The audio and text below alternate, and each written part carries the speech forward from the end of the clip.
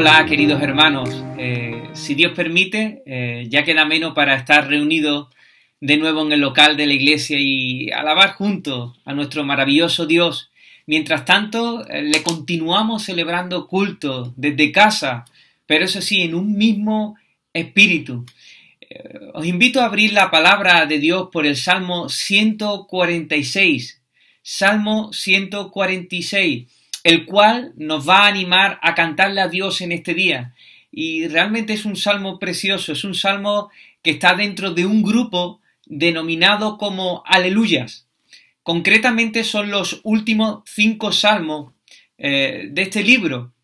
Y es una forma magistral de acabar este libro de los salmos. Y en este momento el pueblo de Israel ya ha salido del cautiverio, ya no están en Jerusalén. Y la vida está tomando su forma en la ciudad. Y aunque es verdad que ya no están en Babilonia y están en Jerusalén, aún continúan los acechos de los enemigos, incluso desde dentro, continúa la pobreza, la viuda, los huérfanos. Sin embargo, este salmista se levanta con una expresión de confianza y esperanza en Dios. Y él dice algo así como: no son todas las cosas como deberían ser, pero lo serán. Dios se está encargando de ello.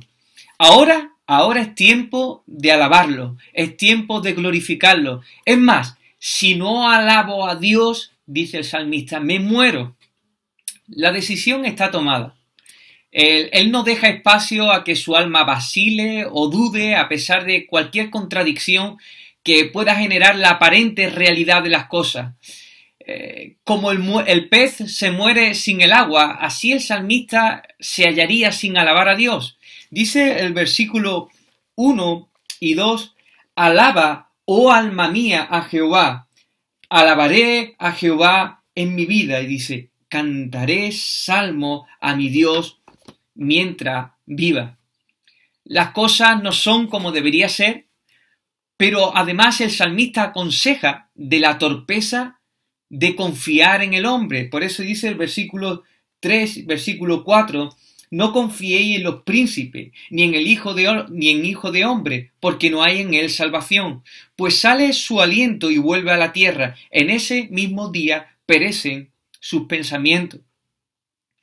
Por el contrario, nos está diciendo que es mejor confiar en Dios, mucho mejor, en el único que hay que confiar. Dice versículo 5, bienaventurados, felices, inmensamente dichosos, aquel cuyo ayudador es el Dios de Jacob, cuya esperanza está en Jehová su Dios.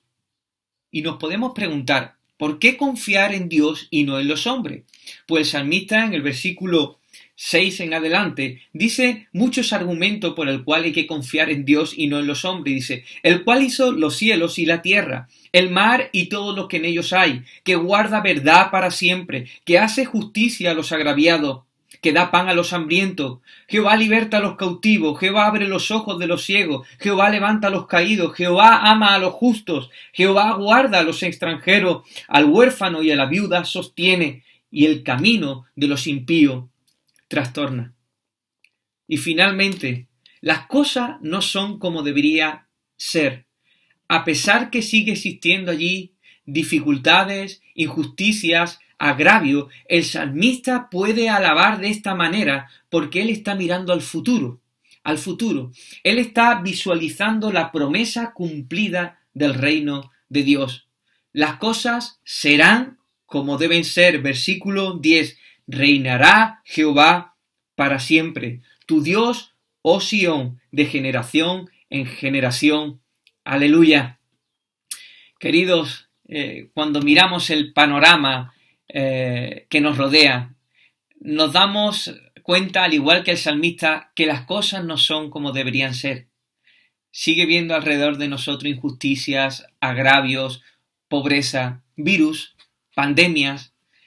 Pero en medio de esta situación que vivimos, sería bueno que nos uniésemos al salmista con confianza y decir, no confiamos en príncipe. Nuestra confianza y esperanza está en ti, oh Dios, en el Dios soberano que gobierna hasta el último átomo del universo para su gloria y para el bien de su pueblo.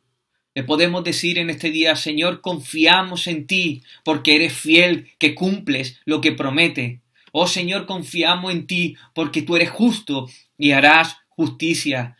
Confiamos en el Dios proveedor, libertador, misericordioso, amoroso, cuidador. Así como el salmista miró al futuro, nosotros también podemos mirar al futuro y ya podemos estar vislumbrando que falta poco para que el reino de Dios se consume. Y entonces las cosas serán como deberían ser. Queridos, Dios, quien es Él, su obra de redención, sus promesas, nos debe llenar de gozo, de entusiasmo, de confianza para decir en este día, te alabaré, oh Dios, mientras viva. Así que todos juntos, en un mismo espíritu, adoremos al Señor con toda nuestra mente, con todo nuestro corazón y con todas nuestras fuerzas.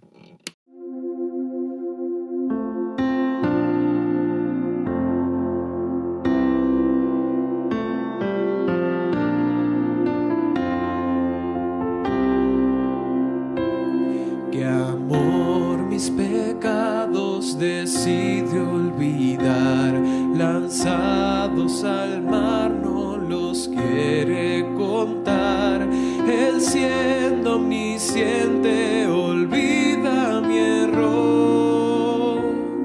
Mis faltas son muchas, su gracia es mayor.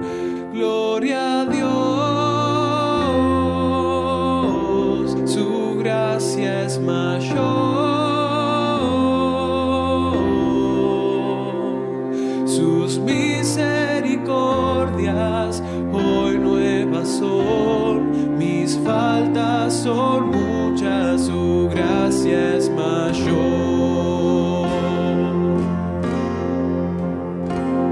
Paciente me aguarda en mi desviar, un Padre que tierno me llama al hogar, recibe al débil, al más pecador. Mis faltas son muchas, su gracia es mayor. Gloria a Dios, su gracia es mayor. Sus misericordias hoy nuevas son, mis faltas son muchas, su gracia es mayor.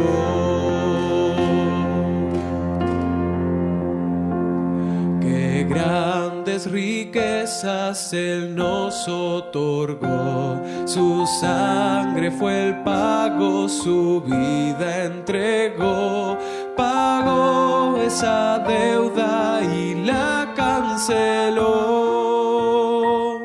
Mis faltas son muchas, su gracia es mayor. Gloria a Dios, su gracia es mayor.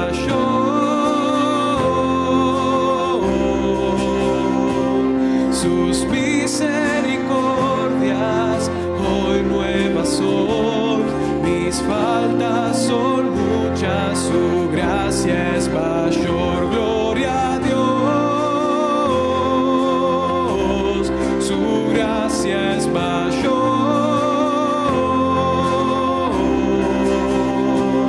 Sus misericordias hoy nuevas son, mis faltas son muchas, su gracia es mayor. Mis faltas son muchas, su gracia es mayor. Mis faltas son muchas, su gracia es mayor.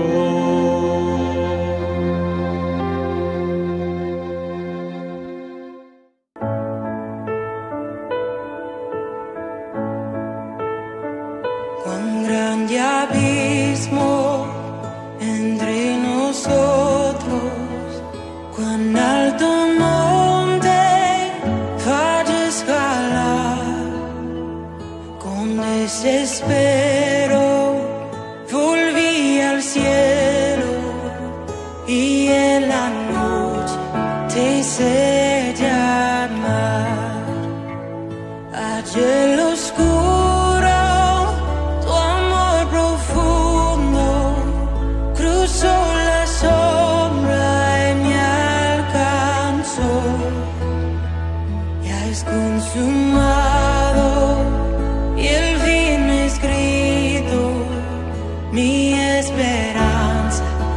está en Jesús.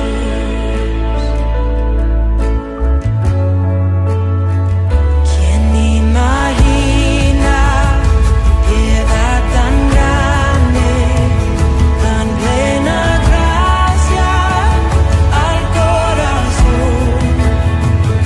El Dios eterno dejó su gloria de mi pecado, Él se vistió.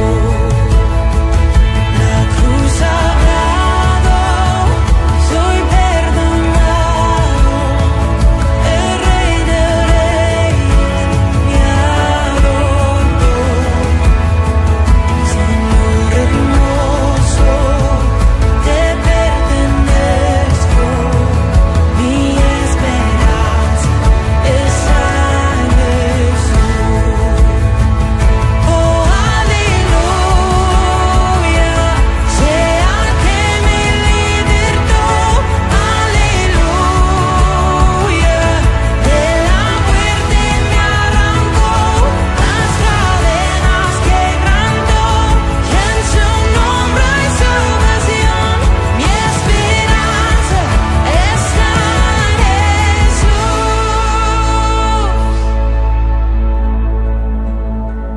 Y tus promesas fueron selladas cuando tu cuerpo resucitó. Desde el silencio, tu gran rugido quebró el poder de la muerte en mí.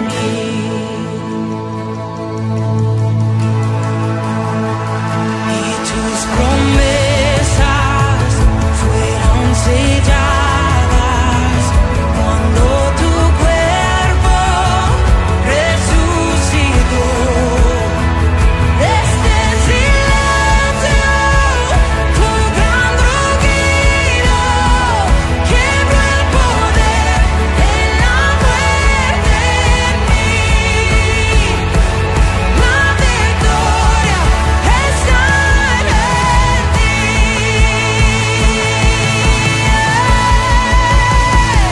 Oh, aleluya, sea que me libertó, aleluya, de la muerte me arrancó, las cadenas quebrantó, y en su nombre hay salvación, mi esperanza está en Jesús. Oh, aleluya, sea que me libertó, aleluya, de la muerte me arrancó, las cadenas quebrantó, y en su nombre hay salvación, mi esperanza está en Jesús. Mi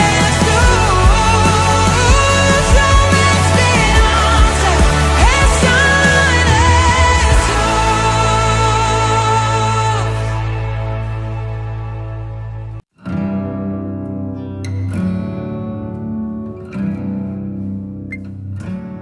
Pues hola queridos hermanos, ¿qué tal? Espero que estéis bien. Os mandamos un fuerte saludo desde casa, tanto Noemí como yo. Ahí la tengo a la pobre trabajando. Y daros las gracias por la oportunidad también a Isaías de poder compartir con vosotros. Creo que algo como el confinamiento el bichillo este que nos ha venido, está abriéndonos a oportunidades y a formas de estar juntos como antes no lo habíamos experimentado, ¿no? O antes a lo mejor no habíamos pensado que eran posibles o que eran tan útiles, a lo mejor. Así que gracias. Gracias por la oportunidad. Os mandamos un fuerte abrazo desde aquí de Tarrasa, que os echamos mucho de menos y os extrañamos un montón. Y confiamos que estéis bien también. Oramos por vosotros y esperamos que el Señor os siga cuidando y usando allí donde estéis. Y el tiempo que quería compartir con vosotros, ¿no? Es acerca de, para que reflexionamos en cómo el Señor nos está usando en este tiempo, ¿no? Cómo el Señor quiere seguir usándonos en estas circunstancias y cómo el Señor quiere seguir usando a la iglesia para buscar el bien de nuestra ciudad, el bien de nuestro pueblo, el bien del lugar en el que estamos, el bien de Priego, en este caso también, ¿no? Y de allí, de aquellos lugares a los que llegamos. Y no es necesario que sigamos pensando en impactos que este COVID-19 está teniendo, ¿no? Lo estamos viviendo y experimentando, uno a un nivel de confinamiento, o es posible que otros, en otros niveles más profundos, en el que hayamos sufrido algún tipo de pérdida o algún tipo de situación extrema en algún nivel. Y creo que es necesario que sigamos reflexionando, ¿no? Como discípulos de Jesús en medio de esta crisis, ¿cómo está afectando esto a nuestras familias, a nuestros vecinos, a nuestra ciudad? ¿Estamos pensando en los retos a los que nos vamos a enfrentar en unos meses?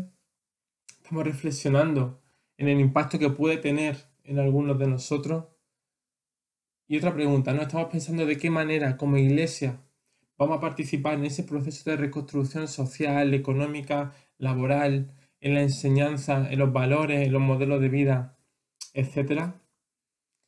Existen muchos desafíos y uno de ellos, por ejemplo, es descubrir la forma de ser solidario y generoso en un momento en el que estamos viviendo situaciones tan extremas, ¿no? Tantas divisiones. Por ejemplo, nuestros gobernantes. Estamos viendo sociedades extremadamente divididas. El idílico marco, por ejemplo, de nuestra Unión Europea, ¿no? Nos muestra fisuras abismales entre los países del norte y los países del sur. Sin embargo, no estamos llamados a entrar en esta batalla de divisiones. No podemos entrar en esta batalla de tú eres bueno, yo soy malo y viceversa, ¿no? Estamos llamados a ser agentes de cambio, agentes que aportemos, agentes de unidad, de solidaridad, de fraternidad, de comunidad, en medio de tanta inestabilidad. Y es que históricamente la Iglesia ha destacado por su papel proactivo en esta reconstrucción de la sociedad en las grandes catástrofes, epidemias y pandemias globales. Esto no viene de nueva, esto no le viene de nueva a Dios. Y estamos en un momento en el que nos ha tocado volvernos a hacer las mismas preguntas que otros hermanos se han hecho anteriormente en situaciones similares. ¿Qué quiere el Señor que hagamos en medio de esta realidad? ¿Cómo quiere el Señor usarnos como iglesia en medio de este proceso de cambio? ¿Cómo quiere el Señor que busquemos el bien de la ciudad de Priego? Y me gustaría que reflexionáramos en una realidad. El cristianismo primitivo era fundamentalmente, en su inicio, un movimiento urbano. Me gustaría dar una explicación. ¿Sabéis, por ejemplo, de dónde viene el concepto pagano? Actualmente lo relacionamos, lo definimos a todos aquellos que adoran a otros dioses que no sean nuestro Dios. Sin embargo, el término que usamos para pagano es paganus en latín.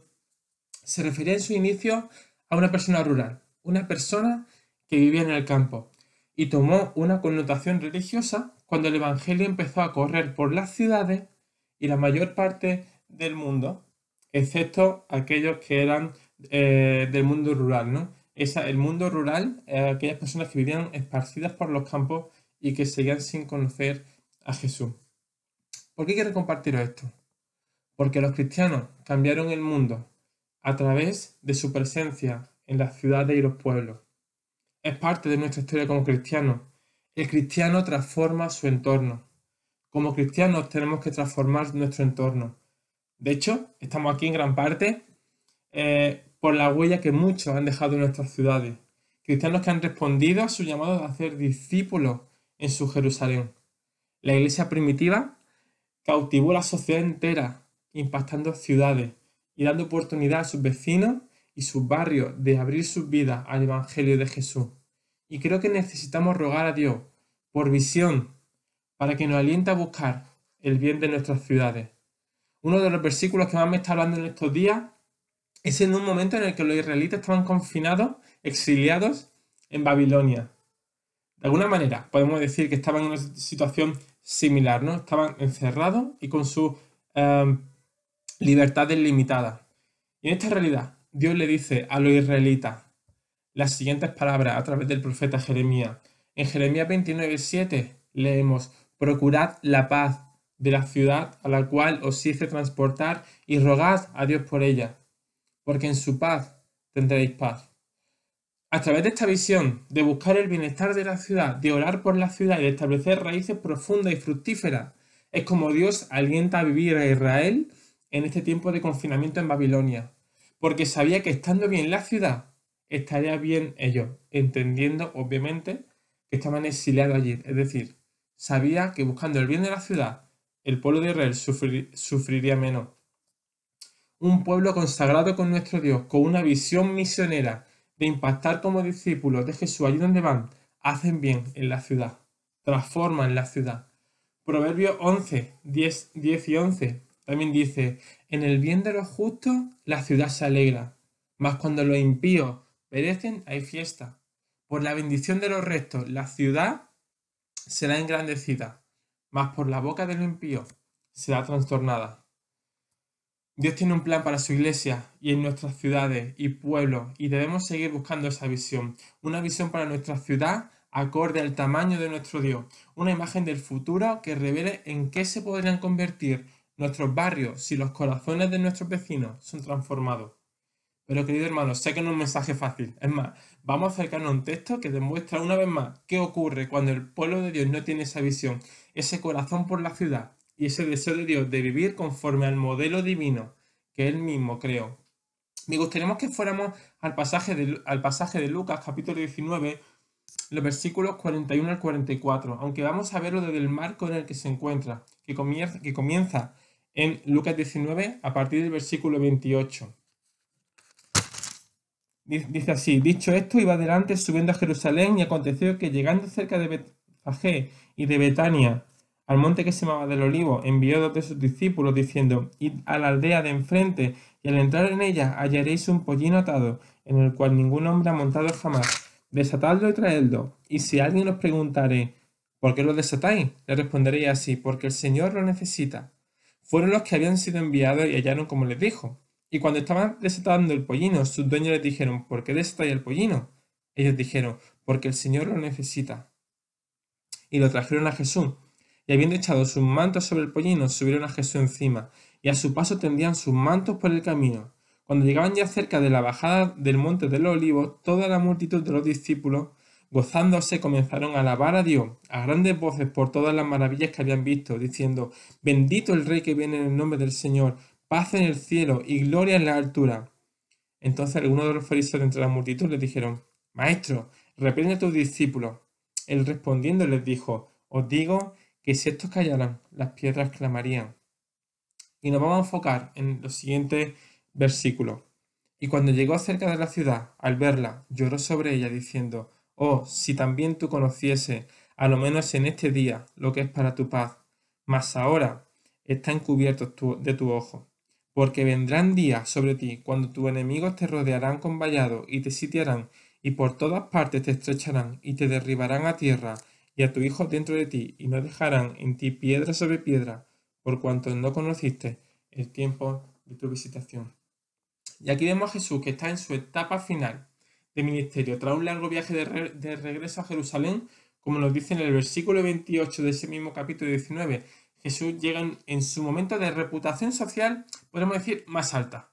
Los discípulos están fascinados, están eufóricos. Sin embargo, Jesús llega en este momento rompiendo con lo que entendían que debería ser un rey.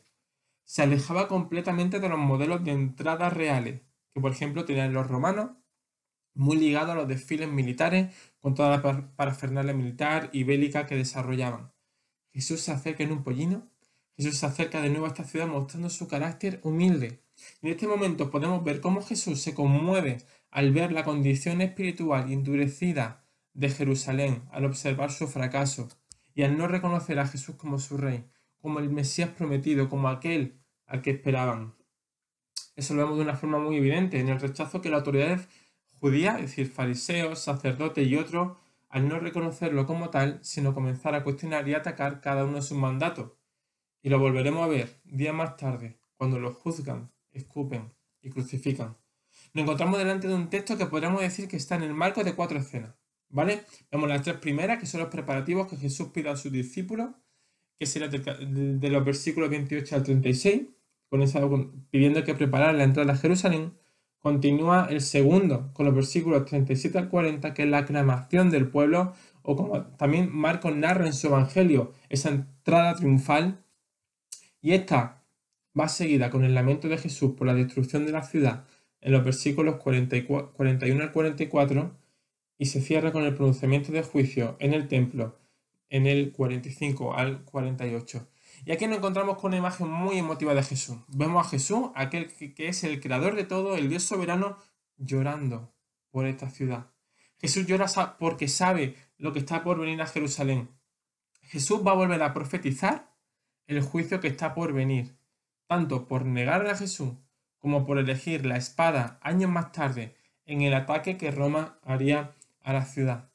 Y me gustaría destacar 3 principios que considero que podríamos aplicar de lo que vemos en este pasaje.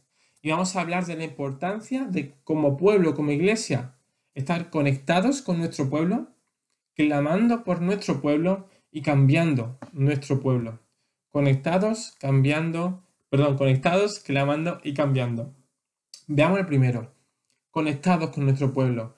Uno de los elementos principales de los grandes despertares de la historia de la iglesia es el sentido de responsabilidad por las almas perdidas que tienen los cristianos. Ese sentido de responsabilidad que responde a 2 grandes cuestiones. La primera, que estamos en rebeldía con Dios, que somos pecadores y estamos apartados de Él, y que como hijos suyos somos llamados a la gran comisión que Jesús nos mandó cuando dijo en Mateo 28, id y haced discípulos.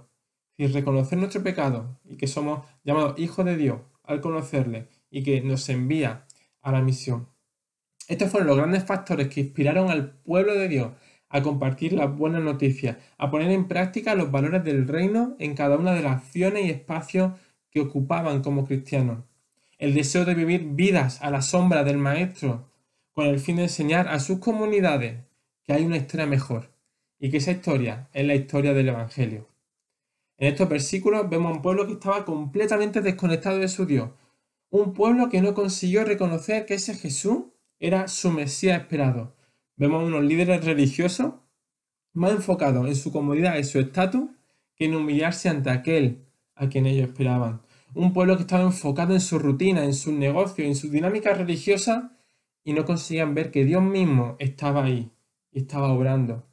Dicen en Hechos, capítulo 13, versículo 27, que los habitantes de Jerusalén y su gobernante no reconocieron a Jesús. Jesús llora por esa negativa a aceptarle. Vemos que esa misma realidad también la vivían otros personajes. Jeremías, el mal llamado profeta llorón, ¿no? Se dolía ver la realidad caída de su ciudad. Vemos en el capítulo 13, versículo 17 de Jeremías. Mas, si no oyeres esto, en secreto llorará mi alma a causa de vuestra soberbia, y llorando amargamente se desharán mi ojo en lágrimas, porque el rebaño de Jehová fue hecho cautivo. O el apóstol Pablo también verbaliza ese dolor al ver la testarudez de Israel, del pueblo de Israel en la carta a los romanos. En Romanos 9, los versículos del 1 al 5 dice, verdad digo en Cristo, no miento, y mi conciencia me da testimonio en el Espíritu Santo que tengo gran tristeza y continuo dolor en mi corazón, porque deseara yo mismo ser anatema, separado de Cristo, por amor a mis hermanos, los cuales son mis parientes según la carne, que son israelitas, de los cuales son la adopción, la gloria, el pacto, la promulgación de la ley, el culto y las promesas, de quienes son los patriarcas y de los cuales según la carne vino Cristo, el cual es Dios sobre todas las cosas, benditos por los siglos. Amén. Jesús, Jeremías, Pablo se dolían al ver la rebeldía de ese pueblo ante Dios. Y me pregunta, ¿lloramos nosotros por nuestra ciudad? ¿Nos dolemos nosotros al ver el efecto del pecado en este mundo caído? ¿Nos dolemos también al ver nuestro propio pecado? ¿Nos identificamos con la realidad de todos aquellos que no conocen a Jesús y que no estarán en la presencia del Padre? Jesús sabía lo que ocurriría y finalmente lo que le ocurrió a Israel, pero procuró hacer todo lo que estuvo en su mano, en su tiempo, estando allí. Entró en la casa de sus vecinos, impactó con su vida con todos aquellos con los que se cruzó.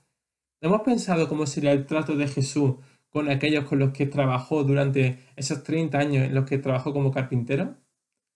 Jesús tuvo claro que tenía que estar conectado con su ciudad, con su nación para predicar y cumplir el propósito que Dios tenía, aun sabiendo que ese propósito requería subirlo a la cruz por cada uno de sus vecinos, y no solo eso, por cada uno de nosotros. Jesús tenía claro ese sentido de responsabilidad por las almas perdidas, y nosotros necesitamos recuperarlo y practicarlo. El sexto presidente de los Estados Unidos, John Quincy Adams, dijo: «Tan grande es mi veneración por la Biblia que cuanto más pronto empiecen mi hijo a leerla, más confiada será mi esperanza de que llegarán a ser ciudadanos útiles de su país y miembros respetables de la sociedad. Desde hace muchos años practico el leer la Biblia una vez al año». Tenemos el mensaje que puede hacer bien a nuestra ciudad y tenemos que orar para que nos guíe en saber cómo conectar con nuestra ciudad y que nos narra cómo Dios nos ayuda, ¿no?, a que formemos parte de esa gran historia y que queremos introducir a nuestras ciudades en esa gran historia que nuestra ciudad necesita oír. Vamos con el segundo punto. Hemos hablado de conectar con nuestra ciudad y clamar por nuestra ciudad, por nuestro pueblo. El pasaje continúa con el versículo 42 diciendo: «Oh, si también tú conocieses, a lo menos en este tu día, lo que es para tu paz, mas ahora están encubiertos tus ojos». En este pasaje vemos que Jesús sigue mostrando compasión por la ciudad. Jesús llora por ella y verbaliza unas palabras que apuntan a un deseo genuino por parte suya de que el mal que estaba por venir no llegara. Es muy interesante que cuando usa el concepto paz, usa el mismo concepto y nos recuerda las palabras del primer capítulo de Lucas, en los versículos 78 y 79, cuando dice: «Por la entrañable misericordia de nuestro Dios, con que nos visitó desde lo alto de la aurora, para dar luz a los que habitan en tiniebla y en sombra de muerte, para encaminar nuestros pies por camino de paz».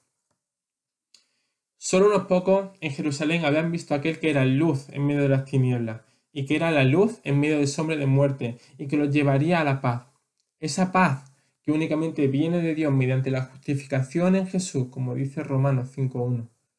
Aunque aquí también hace referencia a la paz terrenal que anhelará Jerusalén cuando venga el ejército romano a arrasar la ciudad. Sin embargo, el pueblo está con los ojos encubiertos por ignorar la luz de aquel que viene a resplandecer, y como resultado verán la caída de Jerusalén. No obstante, hay una caída mayor para cada uno de ellos: la caída de no reconocer a Jesús como Señor de su vida. Las ciudades van y vienen, los imperios, los sistemas nacen, crecen, se reproducen, mueren. Todos los procesos se vuelven a crear. La situación que nos está acompañando con este COVID, ¿no?, es un ejemplo más. Sin embargo, la oportunidad de reconciliarnos con Dios tiene una única oportunidad. El rechazo a Dios conlleva la destrucción de todo, pero sobre todo de nuestra alma, del alma de aquella que no lo reconoce como Señor de su vida. Jerusalén se derrumbó, pero volvió a ser construida. Actualmente nuestro sistema, economías, trabajo, puede parecer que todo está destruido, pero nos podremos reponer. Pero hay algo que no volverá a tener la oportunidad de ser restaurado, y es todas las almas que hay alrededor nuestra que no conocen a Jesús.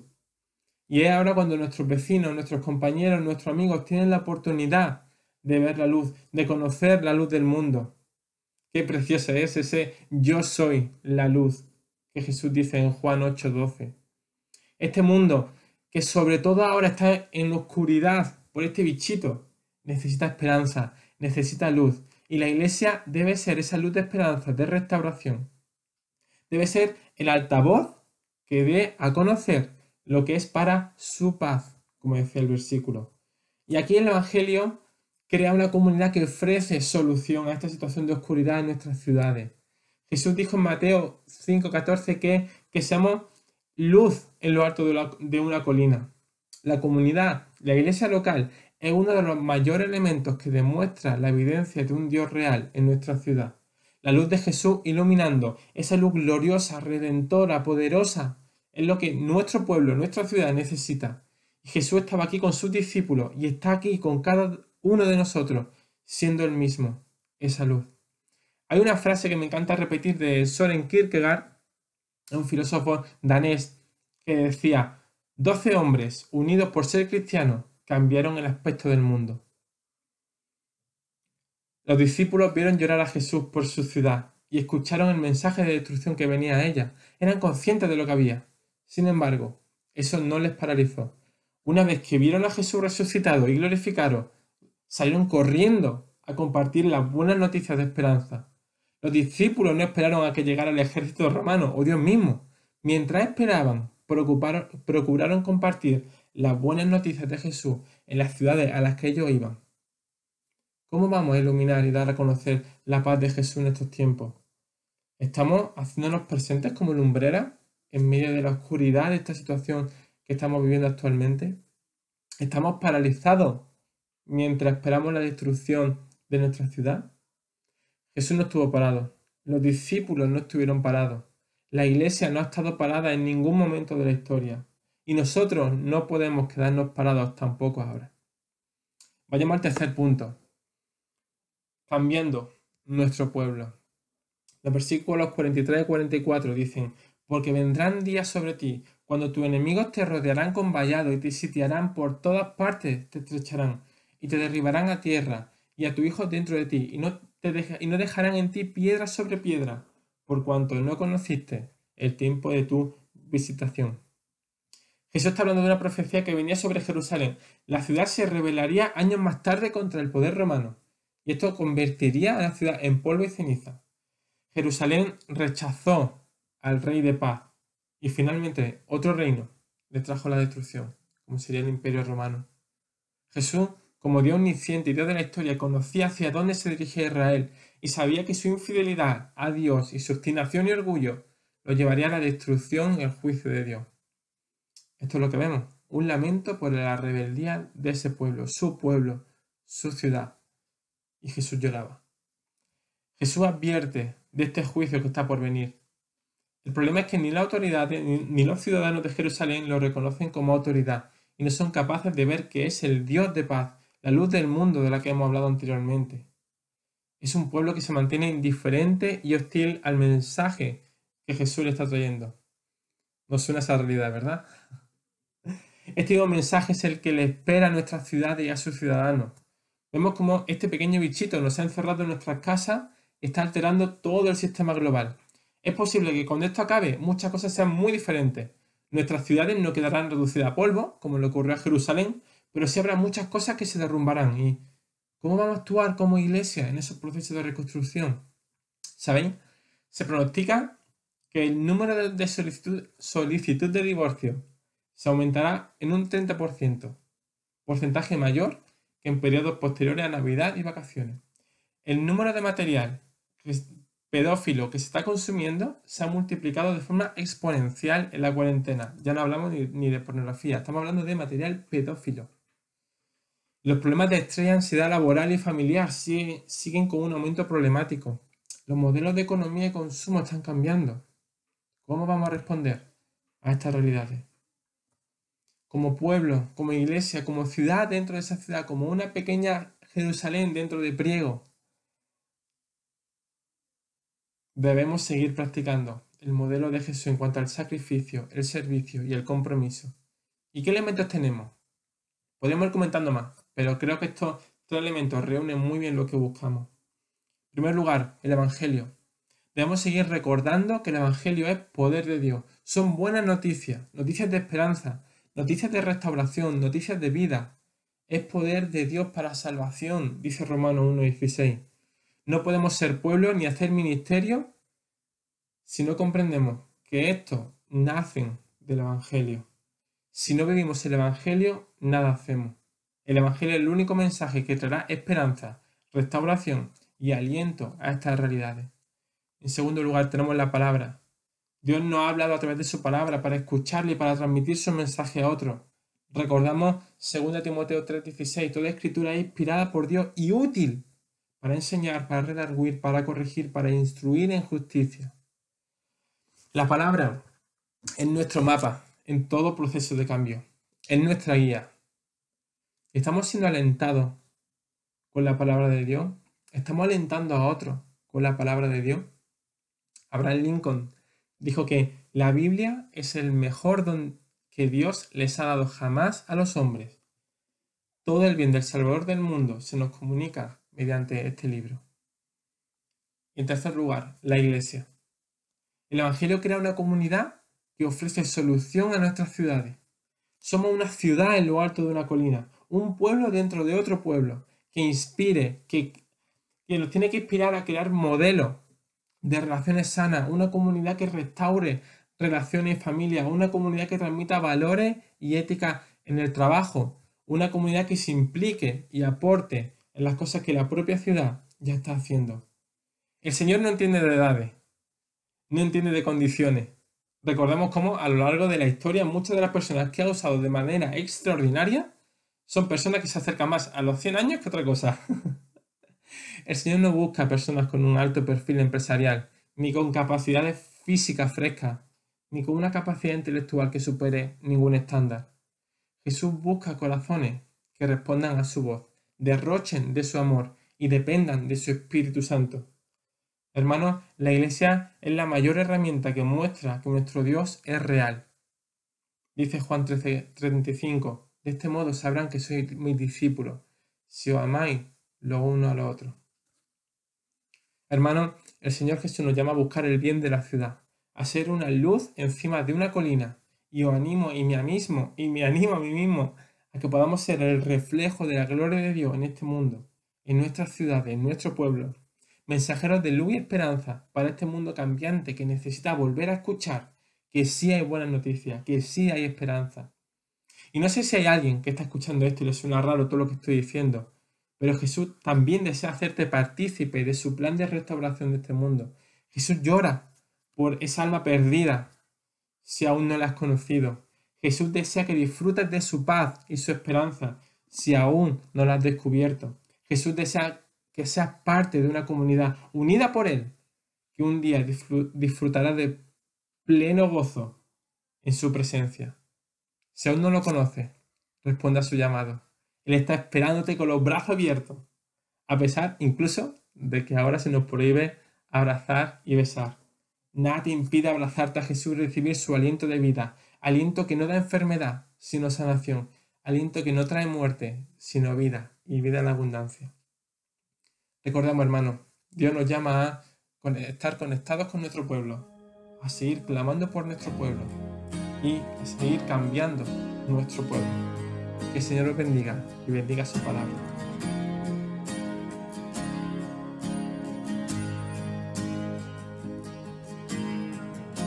Nuestros corazones insaciables son hasta que conocen a su Salvador.